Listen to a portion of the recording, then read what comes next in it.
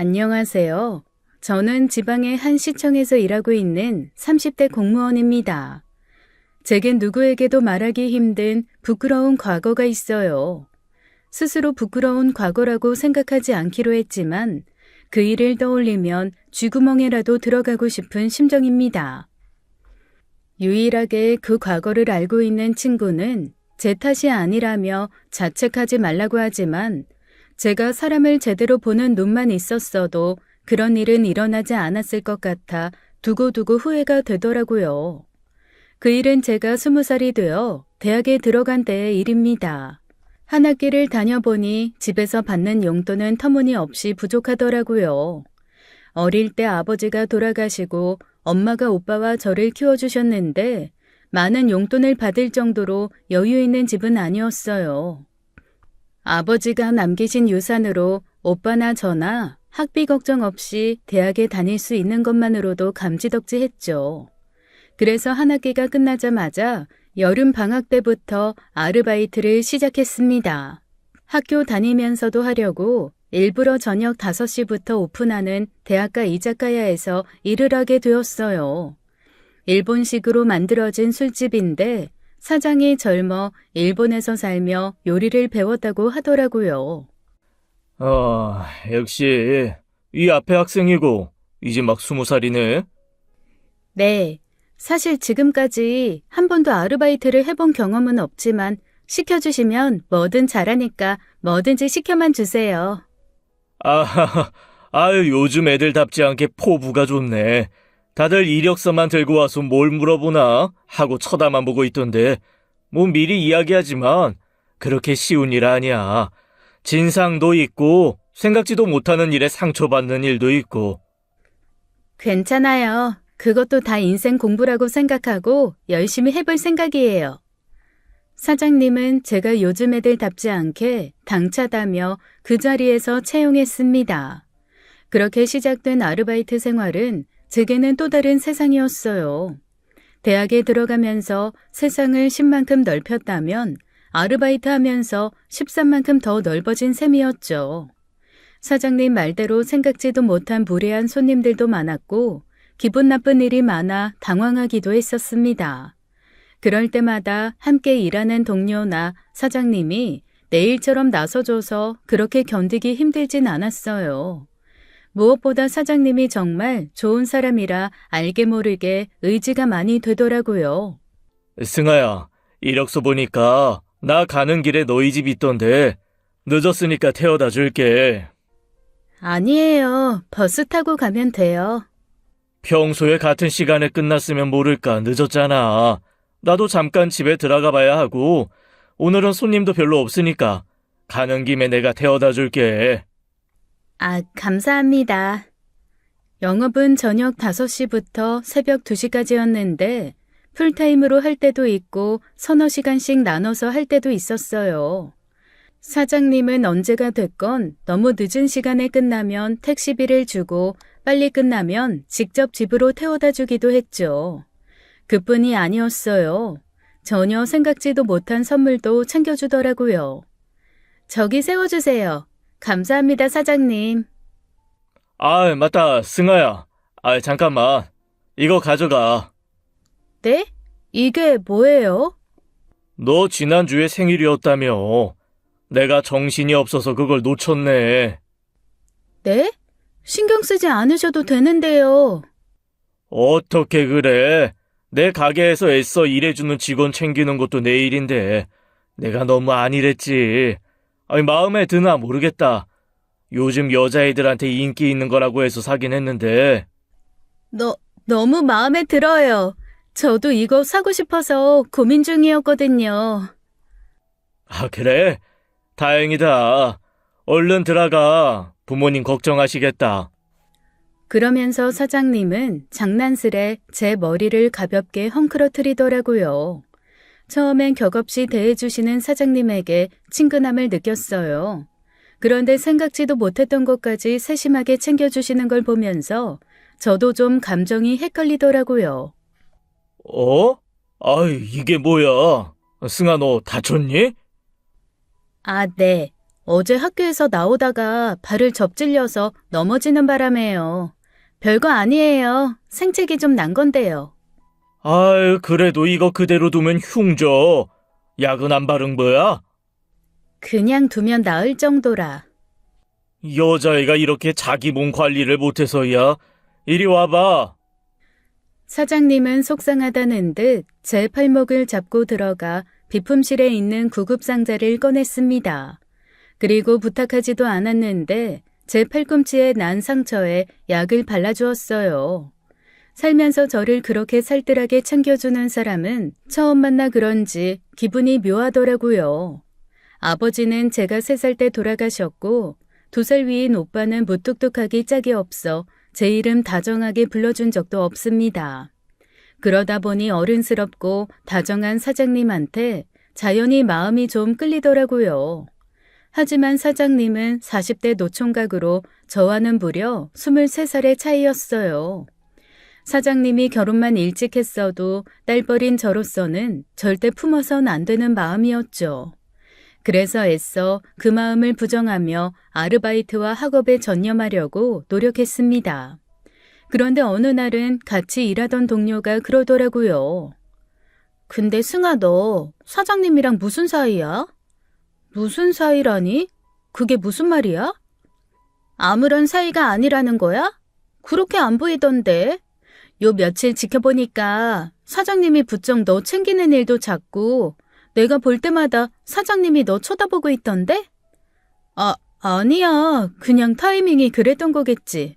그리고 사장님, 나뿐만 아니라 다른 직원들도 잘 챙겨주시잖아. 뭐 그렇긴 하지. 근데 승아, 너 조심해.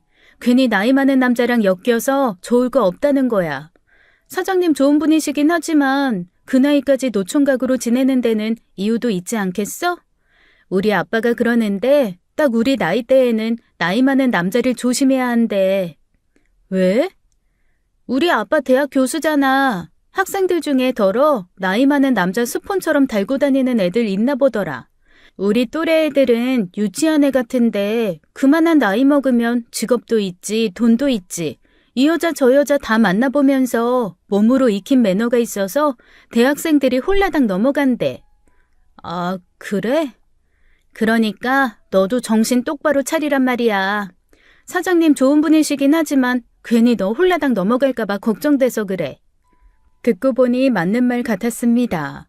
제가 아버지 없이 자라 그런지 몰라도 중년 남자가 보인 호의를 구분을 잘 못하는 것 같기도 했어요. 그저 저한테 잘해주면 다 좋은 사람 같아서 거부하지 않게 되기도 하고요. 그때 동료가 그야말로 뼈가 되고 살이 되는 조언을 해준 것이었는데 저는 그걸 마음 깊이 받아들이지 못했어요. 아버지 사랑 받고 자라지 못한 여자아이의 빈틈을 그 사장이 잘 파고든 것일지도 모르죠. 그러던 어느 날 취한 손님이 벼랑간 잔을 깨고 난동을 부린 적이 있습니다. 그러면서 가장 가까이 있던 저에게 다가와 윽박지르며 폭력을 행사하려고 했는데 갑자기 튀어나온 사장님이 그 사람을 순식간에 제압했어요. 알고 보니 일본에서 일했을 때 유도도 배웠다고 하더라고요.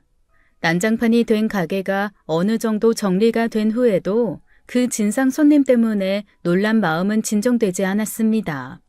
마침 저 혼자 마감조라서 손님과 동료들을 다 보내고 사장님과 단둘이 있었는데 사장님이 제게 우유 한 잔을 데워 건네더라고요. 거기 앉아서 좀 마셔.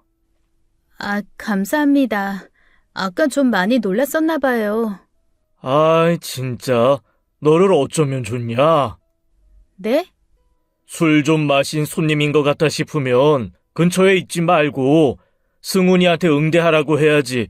겁도 없이 다가가? 아, 다른 손님들한테 민폐가 될 것 같아서 저도 모르게 그만. 승아야, 이런 말하면 네가 이상하게 생각할지도 모르지만 나는 네가 다치거나 놀라는 상황이 생길 때마다 깜짝깜짝 놀라. 그래서 너한테 그런 일이 안 생겼으면 좋겠다. 네? 아, 주의하겠습니다.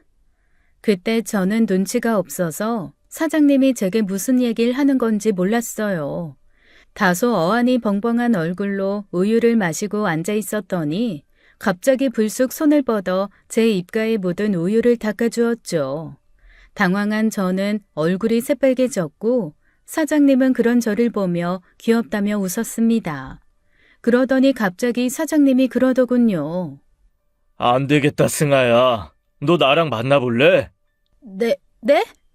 아유, 알아. 나 나이도 많고 한참 어린 너한테 이런 마음 갖는 게 어쩌면 부적절하지 않다는 것도. 아이, 근데 나도 내 마음을 어떻게 할 수가 없다.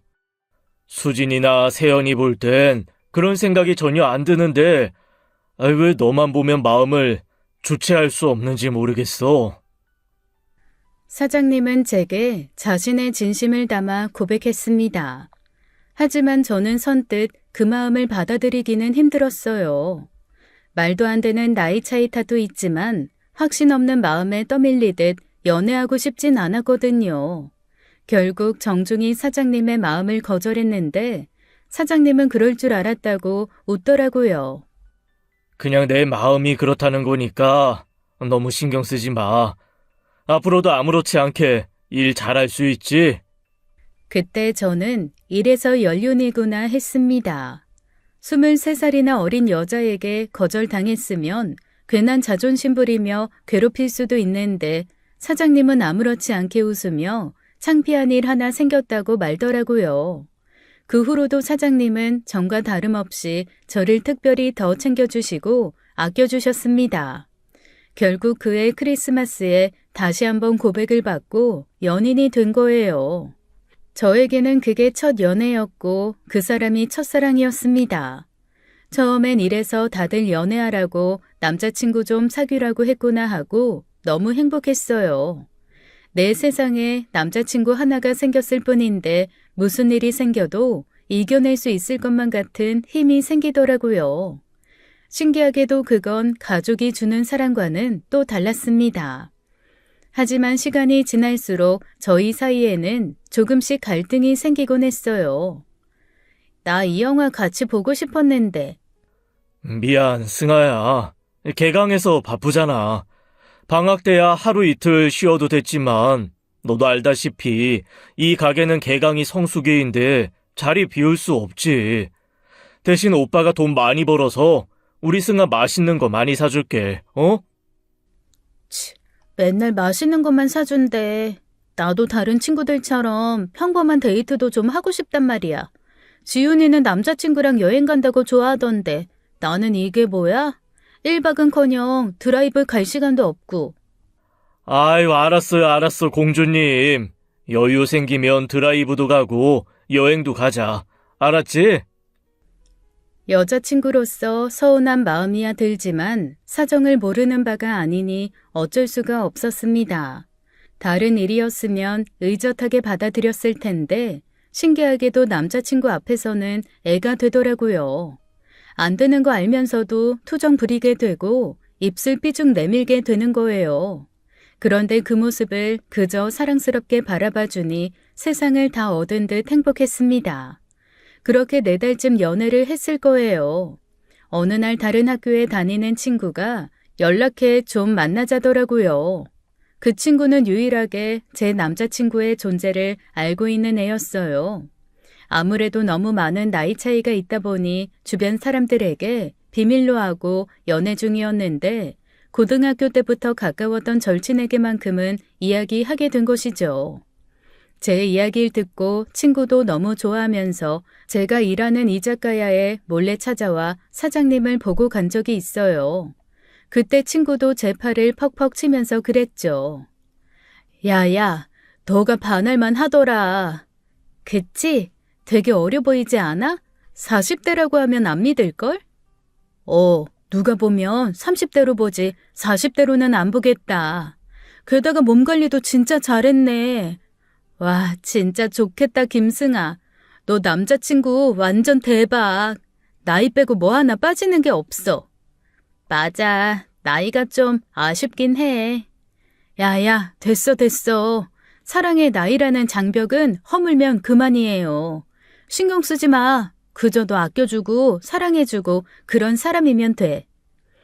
그렇게 유일하게 제 비밀을 알고 제 사랑을 응원해줬던 그 친구가 갑자기 만나자더니 심각한 표정으로 제 맞은편에 앉아 한참을 고민하는 겁니다. 왜? 무슨 일 있어? 너 그때 말한 조별과제 팀원 때문에 머리 아파서 그래? 아니. 그게 아니라 승아야. 아, 이거 내가 섣불리 끼어들 일은 아닌 것 같기도 하고 그렇다고 그냥 모른 척하는 건 더 아닌 것 같기도 한데. 무슨 일인데 그래? 너 그 남자친구 말이야. 성진 오빠. 나 그 오빠 우리 학교에서 봤다? 너네 학교? 그런 말 없었는데. 확실히 본 거 맞아? 당연하지. 그 오빠 피지컬이며 생김새가 뭐 흔한 것도 아닌데. 근데 오빠가 다른 여자랑 있었어. 어? 다른 여자라니? 친구 말로는 산업 디자인과 애라던데 분명히 성진 오빠랑 팔짱 끼고 가는 거 봤어. 딱 봐도 보통 사이 같진 않던데? 어? 그럴 리가. 저는 믿을 수가 없었습니다. 세상에서 저밖에 없는 것처럼 다정하게 굴었던 남자친구에게 다른 여자가 있다니요. 친구는 이 문제는 혼자 고민한다고 해결할 수 있는 게 아니라며 직접 물어보라고 하더라고요. 그래서 결국 바로 남자친구 가게로 찾아가 그 사실을 물었죠. 그랬더니 남자친구는 당황해하면서도 딱 잡아 떼더라고요. 뭐, 바람? 그게 무슨 말도 안 되는 소리야. 나는 너밖에 없어, 승아야. 네가 더 잘 알잖아. 그럼 내 친구가 봤다는 그 여자애는 뭔데? 막 팔짱도 끼고 다니고 딱 봐도 보통 사이가 아닌 것 같다고 하던데? 아이, 그건. 그냥 아는 애야. 전에 우리 가게에서 일했던 애. 집이 이 근처라 여기서 일한다가 공부한다고 그만뒀었어. 근데 왜 팔짱을 끼고 다녀? 그건. 아유, 미안해, 승아야. 내가 실수했어. 걔가 나뿐만 아니라 주변에 사람이 있으면 꼭 그렇게 팔짱 끼고 다니는 버릇이 있어서 너무 자연스럽게 굴어서 나도 눈치채지 못했나 보다. 오빠, 그걸 변명이라고 해? 이상하잖아. 팔짱을 끼는데 알아채지도 못했다고 하고. 거기다 나한테 말도 안 했으면서 걔는 왜 만나러 간 건데? 오랜만에 연락 와서 점심 좀 사달라길래 급하게 나갔다 온 거야. 아이고, 우리 승아, 그걸로 많이 놀랐구나. 근데 오빠가 너 말고 만날 사람이 어딨어. 너도 알잖아. 늘 일, 집. 그나마 밖에서 만나는 건 너밖에 없는데. 남자친구는 아무렇지 않게 넘어가려고 했지만 이상하게 마음이 진정되지 않았습니다. 그때 이미 신뢰가 조금씩 깨지고 있었던 거예요. 남자친구와는 별일 아닌 것처럼 넘어갔는데 그 후로도 자꾸 저는 그 여자애의 존재가 거슬렸어요. 도저히 그냥 넘어가는 건 힘들 것 같다 싶어 친구에게 부탁했죠. 지훈아, 그때 오빠랑 있었다던 그 여자애 말이야. 그 여자애에 대해서 좀 알아봐 줄 수 있어? 왜? 기어이 찾아가서 만나보게? 감당할 수 있겠어? 아무래도 좀 이상해. 그냥 촉이 그래. 만나서 제대로 정리를 해야 될 것 같아. 결국 저는 친구에게 받은 정보를 토대로 그 여자의 학교를 찾아가게 된 거였습니다. 전화번호도 알고 있었는데 선뜻 연락해 뭐라고 해야 할까 싶어 무작정 찾아가 본 거예요. 그 애가 수업이 끝날 때까지 건물 앞에서 기다렸다가 친구가 보내준 사진으로 알아보고 다가갔죠. 저기 혹시 윤지아 씨 되세요? 그런데요? 누구세요? 저는 그게 뭐 좀 여쭤보려고 왔는데요. 혹시 윤성진 씨 아세요? 윤성진이요? 여자애는 그렇게 반문하며 저를 미심쩍은 눈으로 훑었습니다.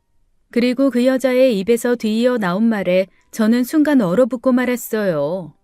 그건 절대 단 한순간도 생각해보지 못한 말이었거든요. 제가 아는 윤성진이라면 저희 아빠인데요? 저는 무슨 말이냐고 반문하지도 못했어요. 너무 놀라 멍청한 얼굴로 여자를 빤히 바라보고만 있었죠. 그러다 겨우 꺼낸 말이 고작 오빠라고요? 였습니다. 그런데 여자애는 확인 사살하듯이 그러더라고요. 아, 아니요. 아빠요, 아빠. 우리 아빠가 좀 젊기는 해도 오빠 정도는 아니죠. 근데 저희 아빠를 어떻게 아세요? 그 자리에서 제가 어떻게 남자친구라는 말을 하겠어요. 눈앞에 제 남자친구의 딸이라는 사람이, 그것도 제 또래인 애가 저를 경계하듯 쳐다보고 있었는데요. 결국 제가 선택한 건 불이 나게 도망가는 일이었습니다. 생각해보면 잘못한 것도 없었는데 그냥 그 자리를 벗어나고 싶어 견딜 수가 없었던 것 같아요. 등 뒤에서 황당한 목소리로 저를 부르는 여자애에게서 벗어난 저는 건물 모퉁이를 돌자마자 눈물을 쏟았습니다. 살면서 그렇게 충격적인 일은 처음 겪었거든요.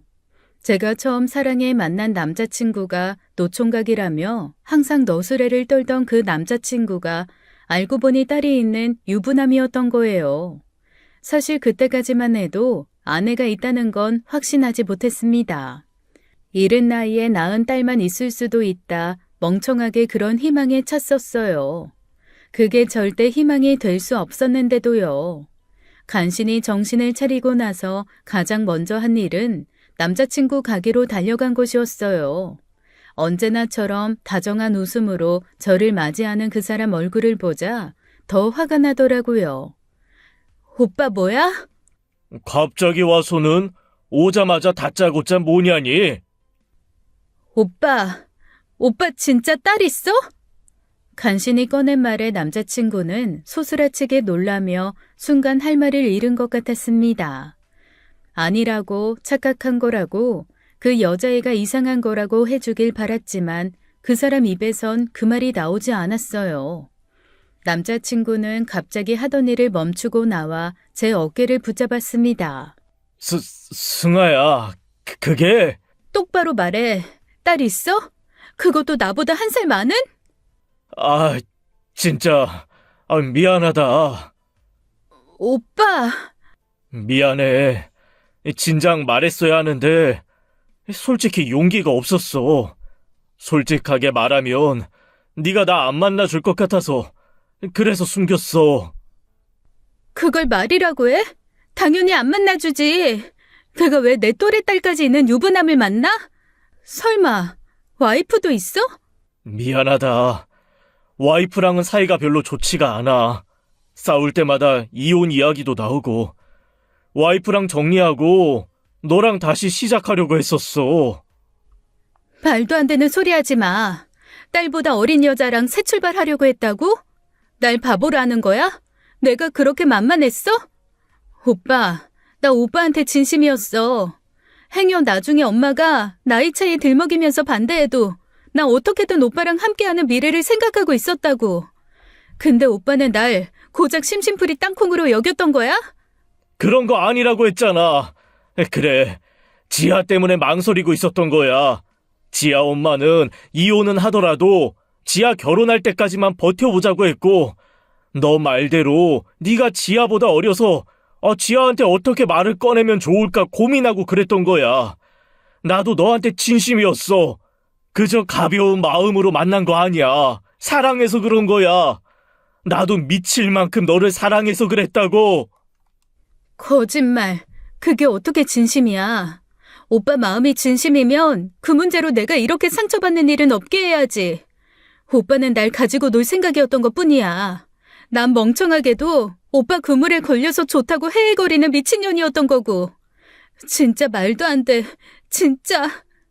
네가 어떻게 생각하든 네 자유인데 아무튼 나는 너 장난감이라고 생각한 적 없어.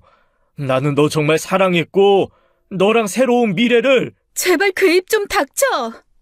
생전 처음 겪어본 분노에 어쩔 줄을 모르겠더라고요. 그 자리에서 방방 뛰며 소리를 바락바락 질러댔지만 후련하지가 않았습니다. 사장은 행여 누가 들어오기라도 할까 문을 닫아 걸고 미치겠다는 듯 마른 세수를 하며 머리를 퍽퍽 긁더라고요.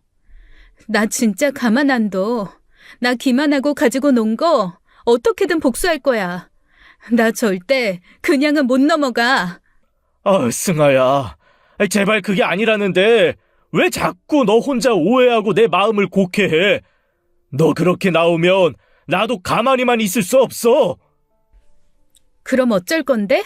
오빠가 가만히 안 있으면 뭐 어쩔 건데? 사장은 저를 보고 난처하다는 듯 한숨을 쉬더니 일단 나중에 얘기하자며 저를 내보냈어요. 이대로는 못 나간다고 장사할 수 있을 것 같냐고 쏘아붙이자 가게 문까지 닫고 들어가 버렸죠. 그 후로 사장은 한동안 가게 문을 열지 않았습니다. 제가 찾아와 난동을 부릴까봐 염려하는 것 같았어요. 생각하면 생각할수록 너무 열받아 도저히 가만히 있을 수가 없더라고요. 어떻게 하면 좋을까 발을 동동 구르다가 저는 그 집에 찾아가기로 결심했습니다. 가족이 있다면 그 가족들에게 이 사실을 제대로 알려서라도 혼주를 내주고 싶었던 거예요. 그래서 사장이 그때 흘리듯 했던 말을 떠올려 무작정 사장이 사는 아파트로 찾아갔습니다. 그리고 그 입구 근처에 앉아서 사장차가 지나가기만을 기다렸죠. 그렇게 뜬구름 잡는 식의 잠복이 일주일째 이어지던 날, 저는 드디어 아파트 단지로 들어오는 사장차를 발견했습니다. 그리고 조용히 그 차가 향하는 단지로 따라갔죠. 다행히 지상 주차장이 있는 아파트라 따라가는 게 어렵지는 않았어요. 따라가 보니 주차된 차에서 사장과 그 와이프로 보이는 여자가 내리는 게 보였습니다. 저는 벼르고 있었던 만큼 주저하지 않고 사장을 향해 다가갔죠. 저기요! 불쑥 제가 나타나는 것을 보고 사장 얼굴이 새하얗게 질리더라고요. 저는 그 당황한 얼굴을 보는 것만으로도 통쾌했습니다. 지옥문이 열렸다 싶은 얼굴이라 기분이 좋더라고요. 하지만 연료는 무시 못하는지 아니면 바람 쪽으로 잔머리 굴리는데 도 같은 건지 사장도 보통은 아니었어요. 제가 뭐라고 입을 여는 순간 사장이 먼저 선수를 친 겁니다. 승아야, 여기까지 찾아오면 어떡해? 그럼 어떻게 해? 가게 문까지 닫아버리고 땅으로 꺼졌는지 하늘로 솟았는지 사람이 온데간데 없이 사라졌는데 내가 가만히 안 있는다고 했잖아. 저기요. 여보, 그때 걔야. 내가 말했던. 진짜 집까지 찾아올 줄은 몰랐네. 김승아, 아무리 그래도 이건 아니잖아. 내가 선은 지켜달라고 그렇게 이야기를 했는데 나 너 얼굴 보고 싶지 않으니까 가라. 가라고. 지금 무슨 말을 하는 거야? 저기요, 사장님 와이프 되는 분이시죠? 저는요. 야, 김승아, 너 진짜 내가 무섭게 화를 내야 그만하겠어? 그만 좀 따라와. 너 이거 스토커 짓이라고 내가 몇 번을 이야기를 해. 귀엽다 봐주는데도 한계가 있어. 나는 가정이 있는 남자고 너만한 딸도 있는 남자야. 그러니까 가정도 있고 딸도 있는 남자가 어떻게 사람을 가지고 놀아? 언제는 나밖에 없다면서. 비로소 인생의 마지막 사랑이라도 찾은 것처럼 가슴이 벅차다면서. 별도 달도 다 따줄 것처럼 굴면서 사귀자 때는 언제고 어떻게 이래요? 사장님이 나한테 어떻게 이러냐고. 진짜? 여보, 미안해. 이런 꼴 보이게 하지 않으려고 가게 문도 닫은 건데. 야, 너 진짜 병원 한번 가봐라. 내가 너를 가지고 놀다니, 너랑 사귀다니. 망상 좀 그만해. 너랑 내가 어떻게 사겨? 말 같지도 않은 소리 하고 있어. 기가 막혀서 그냥 발뺌을 하시겠다? 내가 그냥 하는 소리겠어? 우리 그동안 찍은 사진, 문자 메시지 그거 다 어쩔 건데, 어쩔 건데? 내가 너랑 무슨 문자를 나눴고 무슨 사진을 찍었어? 어디 가서 또 조작된 사진이랑 메시지 가지고 와서 그래? 승아야, 내가 진짜 진지하게 딸 같아서 하는 말이야. 이 세상에 남자가 얼마나 많은데 왜 나 같은 것에 꽂혀서 그래? 너 나이도 아깝고 나도 가정이 있어 지금 이렇게 곤란해졌잖아. 저기요, 나는요. 그래. 그럼 승훈이 불러다가 한번 물어보자. 여보, 가게에서 일하는 애 중에 승훈이라는 애가 있거든. 내가 걔 불러다 증명해줄게. 아, 얘 진짜 보통 미친 애가 아니야.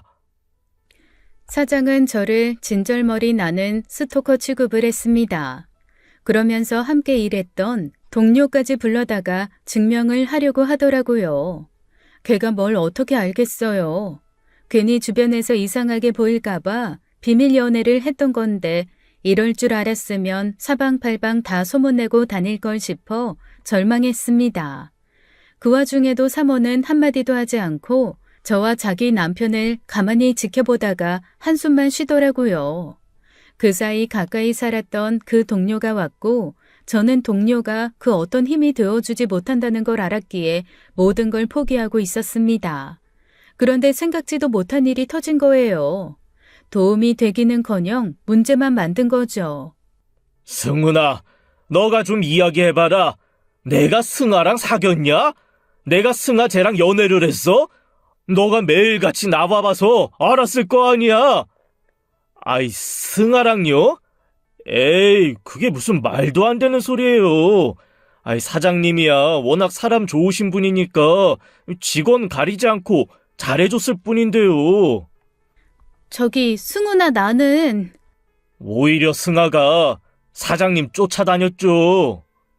저는 그 동료의 입에서 나온 말에 굳어버렸습니다. 동료는 저를 빤히 쳐다보면서 아무렇지 않게 거짓말을 하는 거예요. 자꾸 사장님 끝나는 시간 맞춰다가 같이 가려고 하고, 아니, 사장님이 안 된다고 하는데도 무섭다고 데려다 달라고 조르고, 수업 끝나기가 무섭게 가게로 와서 사장님 지켜보고 있느라고 사장님도 많이 곤란해 보이셨는데요. 야, 최승훈, 그게 무슨 말이야? 내가 언제? 야, 근데 설마 집까지 찾아온 거예요? 김승아, 진짜 선 넘었네. 둘이서 짜고 그렇게 저를 공격해 오는데 제가 무슨 말을 할 수 있겠어요. 거기서 아니라고 길길이 날뛰어도 미친년 널뛴다고 생각하겠죠. 결국 저는 보기 좋게 뒤통수 얻어맞고 동료를 향해 원망의 눈물만 쏟았습니다. 살다 보니 좋은 사람이라고 생각했던 사람들이 그렇지 않은 경우가 너무 많더라고요. 그렇게 아무런 소득도 없이 집으로 돌아와 얼마나 울었는지요. 엄마가 무슨 일이냐고 하는데 솔직하게 털어놓지도 못했습니다. 제가 생각해도 너무 스스로가 너무 한심하더라고요. 남자한테 미쳐서 23이나 많은 남자를 만나더니 꼴도 좋다 스스로를 괴롭혔죠. 딱 죽고 싶다 그 생각뿐이었어요. 그런데 그 다음날 생각지도 못한 사람에게 연락이 왔습니다. 사장 사무였어요. 만나자고 하기에 얼씨구나, 역시 뭔가 이상하다는 걸 느꼈구나 싶어 신나게 달려갔죠. 그게 제 마지막 기회라고 생각했거든요. 저 정말 미친년 아니에요. 제가 여기 다 준비해왔거든요. 사장님이랑 찍었던 사진, 사장님이 보낸 문자, 제 앞에서 노총각 행세하면서 저 기만했던 사실 전부 다요. 저 사장님한테 사과 받아야겠어요. 진심으로 뉘우치는 사과 받지 못하면 저 따님한테 찾아가서 이 사실 다 말할 생각이에요. 흥분해 말하는 저와 달리 사모는 제가 건넨 자료를 보고도 무덤덤했습니다. 한 장 한 장 유심히 보는 것 같긴 한데 그다지 충격받은 기색은 아니더라고요. 끝까지 빠짐없이 보더니 종이를 하나 추려 테이블 위에 놓았어요. 그러고는 갑자기 가방에서 봉투 하나를 꺼내는 겁니다. 이게 뭐예요? 이건 바라는 거 아니었어요? 그렇게 차고 넘치는 여유가 있는 건 아니라 많이는 못 넣었어요. 돈이에요? 누가 돈 달랬어요? 말했잖아요. 저는 진심 어린 사과 그거 원한다고요. 그거 어떻게 하는 건데요? 뭐, 애아빠 데려와서 아가씨 앞에서 무릎이라도 꿇릴까요? 뭐라고요? 어려운 말 하지 말고 그냥 돈 달라고 직접적으로 이야기해요. 어차피 돈이 목적인 거잖아요. 아니에요. 제가 이깟 돈 몇 푼 때문에 노총각 행세하고 나타나 나 속여 연애 몇 달 한 남자가 알고 보니 유부남의 애도 있었다. 그거 꽤 흔한 레파토리거든요. 내 입장에선. 지금 못 믿겠다는 거예요? 두 눈으로 보고도요? 설마 조작됐다, 그 생각하시는 거 아니죠? 아니요. 저 아가씨 말 믿어요. 솔직히 거짓말할 스타일 같지도 않고, 억울함도 보이고, 그게 연기다 싶으면 여기서 이러고 있을 게 아니라 당장 배우해야겠다 싶을 정도로요. 근데요, 아가씨. 집에서는 아가씨가 유부남 만나고 다니는 거 알아요? 네? 피차 다른 가족한테 알리고 싶지 않은 건 아가씨나 나나 마찬가지인 것 같은데 우리 이해관계가 좀 맞지 않아요? 그러니까 그냥 이쯤에서 해요. 성에 차진 않아도 억울함이야 이 돈으로 만족하고요. 사과 바란다고 했지만 애아빠가 와서 미안하다고 한다고 풀릴 마음 아니잖아요, 그거. 사모님, 저 이 돈 못 받아요. 이 돈 받으면 저 무슨 꽃뱀이라도 되는 것 같잖아요. 저 진짜 억울하고 너무 분하고 그래서 잠도 못 자요. 제가 엄마한테 왜 이 이야기를 못 하는데요. 엄마가 얘기 들으면 얼마나 속상하고 가슴이 무너지시겠어요. 나도 마찬가지예요. 이 사실 자기 아빠가 세상에서 제일 쿨하고 멋있는 줄 아는 우리 딸이 알면 그의 세상이 무너지거든요. 나한테는 한없이 부족하고 한심한 남편이어도 내 딸에게만큼은 끝까지 멋진 아빠였으면 하는 거예요. 하지만요, 만약 내 딸이 알게 되면요, 나야말로 가만히 안 있어요. 내 친구 중에 변호사가 있어요. 이런 쪽으로 꽤 유능한. 아가씨 하나 꽃뱀으로 동네 망신시키고 학교도 못 다니게 하는 거? 그거 나한테 그리 어려운 일도 아니라는 거예요. 그러니까 잘 생각해봐요. 이미 벌어진 일이야 어쩔 수 없고 앞으로 아가씨 미래에 도움되는 게 뭔지를. 그때 저는 고작 21살이었어요. 세상 물정 모르는 애송이였던 거죠. 어른이 제게 법까지 운운하며 인생을 망치게 해주겠다고 겁을 주는데 어떻게 겁을 먹지 않을 수가 있겠어요. 당연히 그 돈을 받지 않고 자리에서 일어났고 결국 저는 그 사람에게 속수무책으로 당한 채 제대로 된 복수도 하지 못했습니다. 그리고 그 후로 오랫동안 그 사람을 저주하고 미워하며 시간을 보내야 했죠. 남자 기피증이 생겨 그 후로 한동안 연애도 하지 못했어요. 밥도 제대로 못 먹다 그때 7kg이나 빠졌었어요. 제가 괴로워하는 걸 보고 유일하게 그 이유를 알고 있었던 친구가 저를 붙들고 그랬습니다.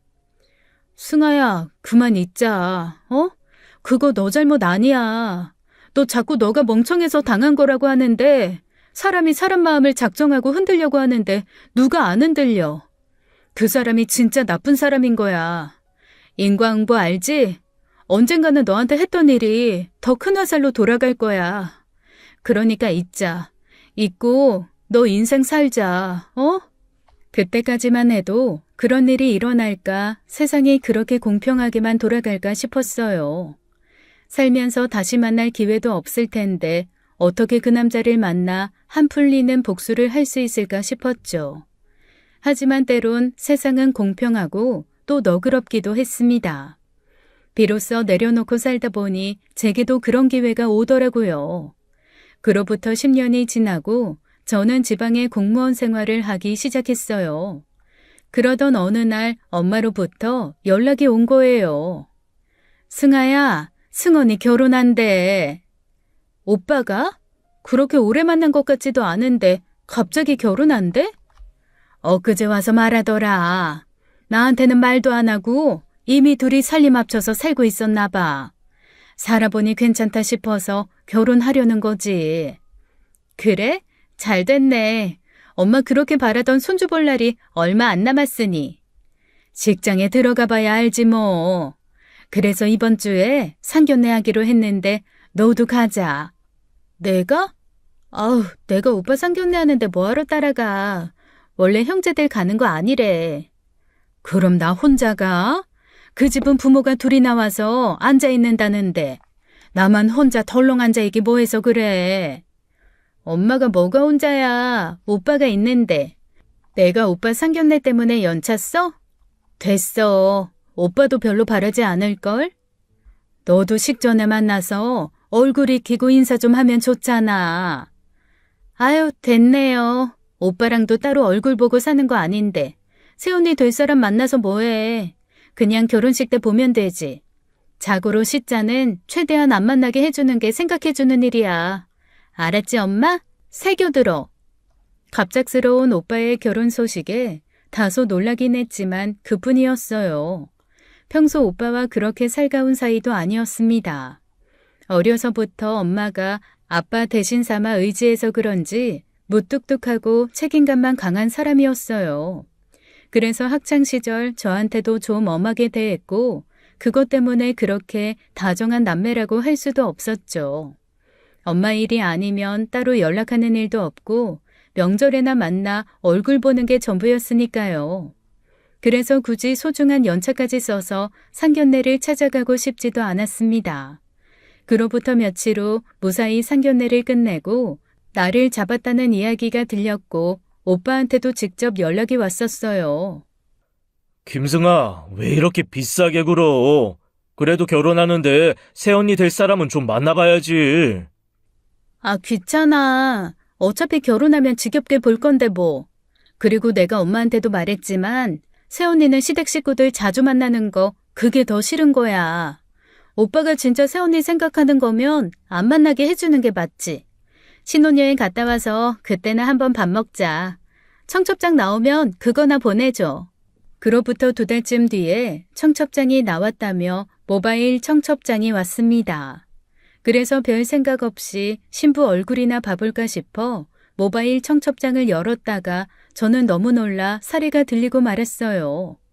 솔직히 신부 얼굴 볼 때까지만 해도 그냥 좀 어디서 본 것 같은 얼굴이다 싶었거든요. 그런데 윤성진, 김수영의 딸 윤지아라는 문구를 보는 순간 어디 한 대 맞은 것 같은 충격이 오더라고요. 설마 싶었는데 신부 얼굴을 다시 보니 그때 그 대학생인 여자애인 것 같았습니다. 바로 오빠한테 연락해서 혹시 나이가 어떻게 되냐 물었더니 나이도 맞는 거예요. 무서운 건 그 이름을 보자마자 오래전 그 일이 거짓말처럼 선명하게 다시 떠오르더라는 겁니다. 오빠의 결혼 상대가 제 새언니가 될 사람이 그때 그 사장 딸이라니요. 세상에 이렇게 말도 안 되는 일이 어딨답니까? 살면서 상상이나 했겠냐고요. 거리에서 우연히 마주치는 일도 힘든 일인데 사돈 어른이 전 남자친구라니 세상에 그런 개족보가 어딨어요. 어디 가서 절대 말도 못할 일이었죠. 그로부터 한참을 생각했지만 이건 도저히 아니다 싶었습니다.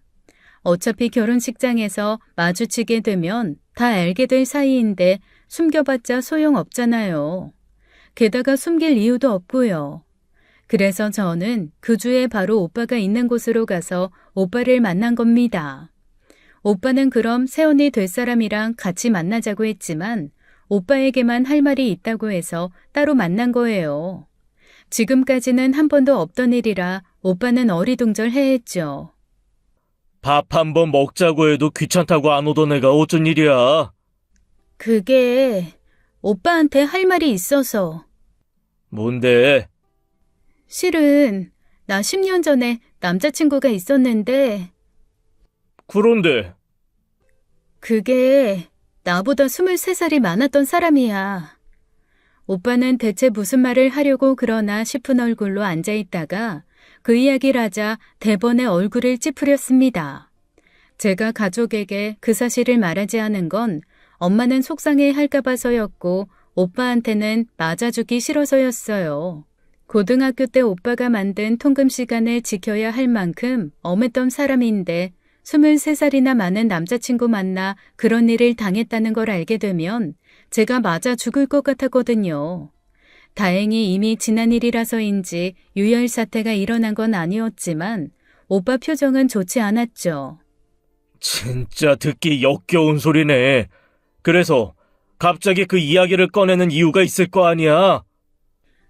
이거 어떻게 말해야 할지 모르겠는데 그 사람 아무래도 새언니 아빠 같아. 오빠는 그게 무슨 헛소리냐는 듯이 저를 빤히 쳐다보았습니다. 그래서 저는 괴로웠지만 그때 있었던 일들을 오빠에게 전부 털어놓았죠. 처음 아르바이트를 했던 곳의 사장이었고 제게 노총각 행세를 하며 잘해줬던 일, 따뜻하게 안아준 게 좋아 결국 연애를 했는데 알고 보니 일찍 결혼해 얻은 내 또래 딸과 아내가 있던 유부남이었던 일을 전부 다해요. 모든 사실을 털어놓으려고 했지만 꽃뱀 취급에 돈까지 주며 입 다물지 않으면 인생 망하게 해주겠다 협박받은 사실도요. 오빠는 잠자코 그 얘기를 듣고만 있었습니다. 이야기를 하면 할수록 표정이 일그러졌고 제가 그런 일로 거짓말할 사람이 아니라는 걸 아니 심각해졌어요. 혹시나 오빠가 믿기 힘들어할까봐 오랫동안 묵혀놨던 증거 자료까지 다시 꺼내 오빠에게 내밀었죠. 어찌나 인상을 찌푸리고 있었던지 저는 결국 유혈 사태가 일어날까봐 바짝 긴장하고 있어야 했습니다.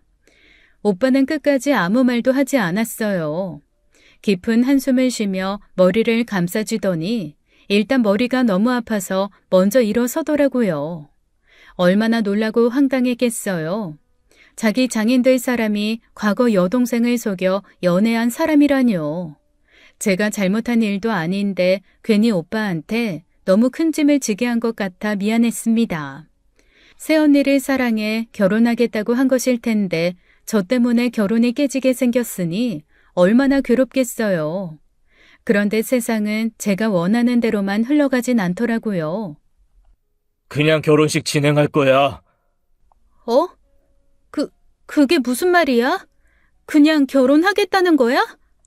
미안한데 지금 10년 전 일로 헤어지기엔 내가 지아를 못 놓겠다. 오빠도 진지하고 심각하게 생각했어. 근데 도저히 그게 안 돼. 미안하다. 오빠, 아니 말도 안 되잖아. 새언니도 알아? 아는데도 결혼하재?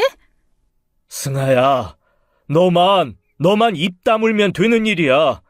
엄마한테는 내가 이야기할게. 장인 어른이랑 집사람한테도 어디 너 유학 가게 됐다고 할 테니까 결혼식도 안 왔으면 좋겠다. 오빠! 그때 저는 오빠한테서 버림받은 기분이었습니다.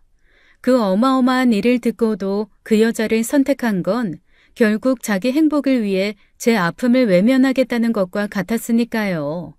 다른 사람도 아니고 세상에 둘 있는 가족 중 오빠가요. 절대 안 돼. 나 엄마한테도 말할 거야. 엄마가 알면 오빠 결혼 허락할까? 말도 안 되는 소리라고 할 거야. 뒷목 잡고 쓰러질 일이라고. 말하기만 해? 엄마 뒷목 잡고 쓰러질 걸 알면서도 하겠다는 건 아니지? 엄마 혈압 높아. 식전에 상 치르고 싶어? 그러니까 그만두라고. 파혼하라고. 날 가지고 놀면서 기만한 사람을 사돈 어른이라고 마주하란 말이야? 그러니까 만날 일 없게 하라는 거잖아. 너만 입 다물고 숨어 살면 문제 없어.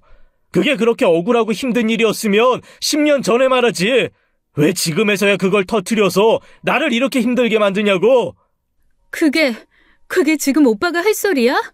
오빠 그 여자 남편이기 전에 내 오빠야. 그 여자랑 이혼하면 남이지만 나랑은 죽을 때까지 남매라고. 오빠 동생 알아? 오빠 어렸을 때부터 뭐랬어? 아빠 안 계시니까 오빠가 아빠 대신이라고 말 잘 들으라고 했지. 근데 아빠가 이 사실 알았으면 그냥 너 혼자 참아라 그랬을까? 어? 아빠 생각하는 게 23살이나 많은 남자를 만났냐? 그래서 그게 내 잘못이라는 거야? 내가? 아이 씨발 진짜? 야 끊어. 그리고 너 엄마한테 말할 생각은 꿈에도 하지 마. 그렇게 허무하게 전화가 끊기고 나서 얼마나 울었는지 모릅니다.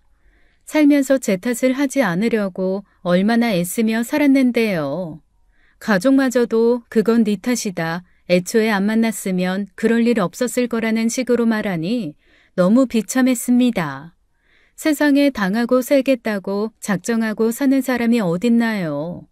사람을 작정하고 속이겠다고 접근한 사람이 잘못이지 왜 그게 제 잘못이냐고요. 그 뒤로 오랫동안 고민했는데 아무리 생각해도 그냥 넘어가는 건 아니었어요. 오빠에게 미안했지만 저는 저대로 확실한 복수를 하고 싶었습니다. 그래서 그 사실을 결혼식 날에 터뜨리기로 결심한 거죠. 마치 하늘이 제게 주신 마지막 기회 같았거든요. 오빠는 제가 결혼식장에 올 것 같았는지 저한테 2번, 3번 연락해 확인하더라고요. 화도 냈다가 빌어도 보면서 평생 만나는 일 없게 하겠다며 결혼식만 올리게 해달라면서요. 하지만 저는 이미 결심을 끝낸 상황이었습니다. 결혼식 날 저는 준비한 모든 것을 가지고 결혼식장을 찾았어요. 하객들로 정신없던 와중 제가 등장하자 오빠 얼굴이 사색이 되더라고요. 사람들 앞에서 내색하지 못하는데 허튼 수작 부리지 말라는 식으로 저를 노려보았죠. 하지만 맞은편에 서서 하객을 맞이하고 있던 사돈 어른에 비하면 오빠 표정은 양반이었어요. 처음엔 저를 못 알아보다가 제가 빤히 쳐다보니 뭔가 싶어 저를 보다가 입을 떡 벌리더라고요. 저는 당당히 다가갔죠. 너 뭐야? 너 설마 10년 전 그 일로 복수라도 할 생각으로 온 거야? 아니요. 기대도 안 했는데 저절로 이런 무대가 만들어져서 온 거예요. 내가 분명히 이야기했지. 내 딸이 알게 되는 날에는 법적으로 뭐라든 제가 잘못한 게 있으면 달게 받을게요. 그러니까 남편분도 달게 벌 받을 수 있게 내버려 두세요. 저 10년 전 내송이 아니니까 그때처럼 어설픈 협박하려고 하지 마시고요. 너? 나랑 이야기해. 이리 와. 사장은 사방을 둘러보며 눈치를 살피더니 저를 비상 계단으로 이끌었습니다. 문이 닫히자마자 저를 죽일 듯이 노려보며 삿대질을 하더라고요. 이거 진짜 독한 년이네. 그거 좀 복수하겠다고 10년을 기다려? 말했잖아요. 저절로 무대가 차려진 거라고. 나 여기 하객으로 초대받아 온 거예요. 당신 사위 될 사람 여동생 자격으로. 사돈 어르신. 뭐? 사장은 그제야 사색이 됐고 이건 아니다 싶었는지 멍청한 얼굴로 저를 빤히 보더니 갑자기 무릎을 꿇었습니다. 승아야, 미안하다. 내가 지난날 너한테 줬던 그 상처 무엇으로도 보상할 순 없겠지. 근데 이것만 알아줘. 나도 많이 힘들었고 많이 후회했다. 마음을 숨겼어야 하는데 너한테 감히 그런 마음을 품어서. 왜요? 딸 결혼식 망칠 것 같으니까 그제야 무릎이 좀 가벼워졌어요? 적반하장으로 굴면서 스토커 취급할 때는 언제고? 그때는 어쩔 수 없었잖아. 와이프가 옆에 있는데 나더러 어떻게 하라고. 내 사정도 좀 봐줘야지. 사이 안 좋아서 이혼 못해서 억지로 산다더니. 왜요? 그 나이에 이혼남 되긴 싫었나 보죠? 사돈 어른, 미안하지만 그 사과 받을 생각이 없네요. 당신이 진짜 나한테 미안했으면 진작 나한테 연락했어야지. 번호도 안 바꿨는데 10년 동안 단 한 번도 나한테 제대로 된 사과도 안 했어. 너한테 연락하면 다시 마음이 흔들릴까봐 그랬다. 나 정말 너 사랑했어. 그렇게 밝혀지지 않았더라면 어쩌면 진짜 이혼하고 결혼했을 수도 있다. 승아야, 내가 이렇게 빌게. 돈 필요해? 그럼 돈이라도 보상할게. 모든 말만 해라. 그러니 제발 지아 결혼식만큼은 하게 해줘.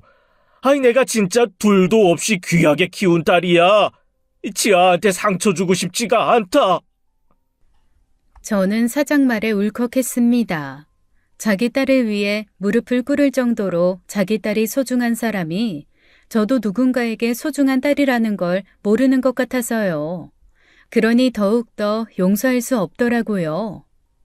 나도 내 부모님한테는 귀한 딸이에요. 내 눈에서 피눈물 흘리게 해놓고 당신 딸은 안 된다니 그게 말이 돼요? 당신 귀한 딸 눈에 피눈물 나게 하기 싫었으면 나한테도 그랬으면 안 됐지. 절대 용서 못해. 제가 부득부득 이를 갈며 이야기하자 무릎을 꿇고 앉아 저를 올려다보던 사장은 얼굴색을 확 바꾸며 일어났습니다. 그리곤 저를 위협적으로 내려다보더군요. 그래, 어디 한번 해보자는 거지? 뭐 어쩌려고요? 나 막을 수 있을 것 같아요? 어디 한번? 제가 지지 않고 맞대응하던 순간이었어요. 갑자기 사장이 다가오기 시작했고 저는 반사적으로 뒤로 물러났죠. 그리고 아차 싶은 순간 사장은 저를 계단 밑으로 힘껏 떠밀어 버렸습니다. 계단으로 떨어지던 그 찰나의 순간에 악마라도 본 것 같았어요. 이제 됐다 싶은 확신에 찬 얼굴로 저를 바라보던 사장의 얼굴이요. 그러고 나서 저는 정신을 잃고 말았습니다. 어쩌면 그때 저는 죽었을지도 몰라요. 그랬더라면 이렇게 여러분께 경악스러운 제 이야기를 전할 기회도 없었겠죠. 천만다행으로 저는 차가운 비상구 계단 밑에서 눈을 떴습니다. 이마가 얼얼하고 그 사이 피가 좀 흘러 얼굴과 바닥에 눌러붙었더라고요. 저는 온몸이 부서질 것 같은 고통을 참으며 일어나 계단을 올라 밖으로 나왔습니다. 식이 시작됐는지 홀에 하객이 많지 않았어요. 나와 있던 하객은 비상구에서 나온 저를 보고 놀란 듯 주춤거리며 뒤로 물러섰죠. 안내 방송을 듣자 하니 사장과 그 딸의 행진이 시작된 것 같았습니다. 저는 늦지 않아야겠다는 정신력 하나로 식장 안으로 들어가 버진로드 위로 걸어갔죠. 막 딸의 손을 제 오빠에게 건네주려던 사장이 뒤를 돌아보곤 경악한 표정이 보였어요. 그리고 저는 주저하지 않고 가방에 만들어 가지고 왔던 전단지를 양쪽 하객을 향해 흩뿌렸습니다. 저는 신랑 측 동생이자 과거 신부 측 아버지와 연애했던 사람입니다. 신부 아버지 윤성진은 자기 딸보다 어린 여자에게 사랑한다는 달콤한 말을 속삭이며 기만한 사람이에요. 그야말로 결혼식장은 난장판이 되었습니다. 느닷없이 피로 얼룩진 얼굴을 한 여자가 나타나 전단지를 뿌리며 미친 소리를 해댔으니까요. 저에겐 한치의 거짓도 없습니다. 이 사실을 모르고 있었을 엄마에게 그리고 하늘에 계신 아버지께 너무 죄송하지만 두 분을 걸고 저는 한치의 거짓말도 하지 않았다고 자신할 수 있습니다. 여러분, 한 번만 봐주세요. 저는 이 파렴치한과 한 가족이 되고 싶지 않습니다. 제발 도와주세요. 이 결혼 없던 일로 할 수 있게 도와주세요. 그 후 기억이 없어요. 그렇게 안간힘을 짜낸 후 정신을 잃었고 눈을 떴을 땐 응급실이었거든요. 경미한 뇌출혈이 있었고 천만다행으로 어깨 근육과 고관절 쪽에 타박상을 입은 것 말고는 문제가 없었죠. 제 곁에는 엄마가 계셨어요. 엄마는 제가 일어난 걸 보고도 아무 말도 하지 않고 그저 제 손을 꼭 잡고 계셨죠. 미안. 네 오빠 결혼 모르기로 했다. 그러고도 같이 살겠다고 하면 연 끊자고 했고.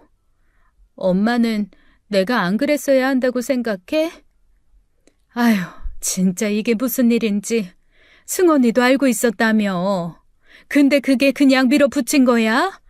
사돈 어른, 아니, 그 미친 새끼가 너한테 무슨 짓을 한지 알면서도? 오빠는 그 여자를 너무 사랑했던 거지. 사랑은 얼어 죽을. 지들이 로미오와 줄리엣이야? 무슨 세기에 사랑한다고.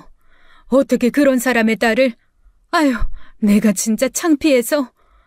나는 그런 사람인 줄 몰랐어. 정말 속은 거야, 엄마. 날 진짜 사랑한다고 생각해서. 그만해. 그 일로 너한테 받을 사과는 없어. 근데 엄마한테 말은 했어야지. 어떻게 그런 일을 겪고 지금까지 한마디 말을 안 해. 그러고 보니 이상했지. 그때 너 살이 쭉쭉 빠지고 이상하다 했어. 엄마는 제가 그 남자를 사랑하게 된 것이 미안하다고 했습니다. 아버지 사랑을 제대로 받지 못해 일어난 일 같다면서요. 그게 어떻게 아버지 탓이고 어머니 탓이겠어요. 작정하고 사람을 속이려던 그 남자 탓이지. 나이 많은 사람 만나서도 천년 사랑하며 행복하게 사는 사람이 얼마나 많은데요. 괜히 저 때문에 많은 나이 차이에도 행복하게만 잘 사는 부부들 욕보일까봐 걱정될 따름입니다. 그 후로 저는 경찰서에 살인미수로 신고했어요. 계단에서 떠밀어 그렇게 됐다는 걸 증명하기 위해 또 고된 싸움이 필요했죠. 결국 심리전에 말려들어 제가 없어야 결혼식이 진행될 거라고 생각했다는 자백을 받아냈고 실형을 받아냈죠.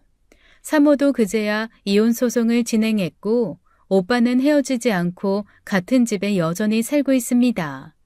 오빠에게 크게 실망한 엄마는 그 뒤로 아들 없는 듯이 살고 있어요.